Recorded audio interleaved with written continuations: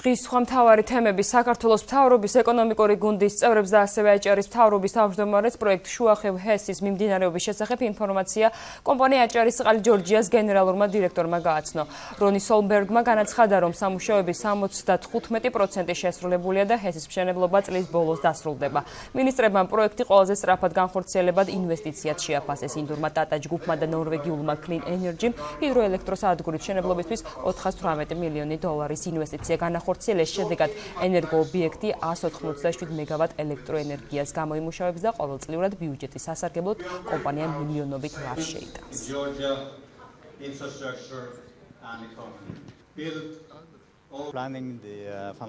ჩვენ განვიხილეთ მიმდინარე წლის პრიორიტეტები. პროექტი წლის ბოლომდე დასრულდება. ვიცე-პრემიერს სხვადასხვა ტექნიკურ საკითხებში დახმარება ვთხოვეთ შემდეგი პროექტის განხილვის კუთხით. ეს იქნება 250 მილიონი დოლარის ღირებულების, რომლის შედეგადაც 115 მეგავატის მწარმოებელი ჰესი აშენდება.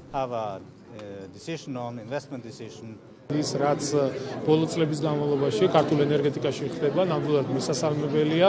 მე ყოველთვის ვამბობ და ეხლაც გავიმეორებ, რომ 70-იანი წლების მერე საქართველოს ენერგეტიკაში ასეთი აღმშენებლობა ნამდვილად არ ყოფილა, რაც ბოლო წლების განმავლობაში ხდება. თავისთავად ცხადია მნიშვნელოვანია აჭარისთვის, ვინაიდან კომპანია გადაიხდის გადასახადს, მათ შორის ქონების გადასახადს, დასაქმებულები იქნებიან ადგილობრივი მოსახლეობის ძალიან დიდი ნაწილი და ასევე მნიშვნელოვანია ის, რომ აჭარის რეგიონში შეიქმნება და უკვე შეიქმნა დამატებითი ინფრასტრუქტურა, მათ შორის სოციალური. პროექტის მიხედვით ბევრი ინფრასტრუქტურული პროექტი გაკეთდა შუახევსა და ხულოში, ასევე მათი დაფინანსებით მოხდა 21 მცირე სესხის, მცირე საშუალო ბიზნესის მიმართულებით სესხის გაცემა. საინტერესო პროექტები ხორციელდება.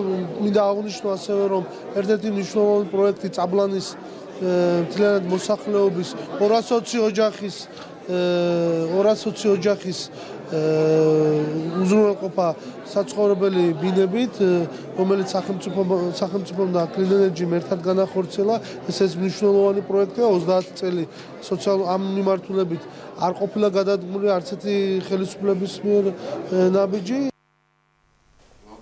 კომპანია აჭარისწყალი ჯორჯიას სამეთვალყურეო საბჭოს თავმჯდომარეს დღეს პრემიერ-მინისტრი გიორგი კვირიკაშვილი შეხვდა. პრემიერის განცხადებით, კომპანიის საქმიანობა მაღალმთიან აჭარაში მხოლოდ ჰესის მშენებლობით არ შემოიფარგლება და იგი ასევე ხელს უწყობს რეგიონის ეკონომიკურ და სოციალურ განვითარებას.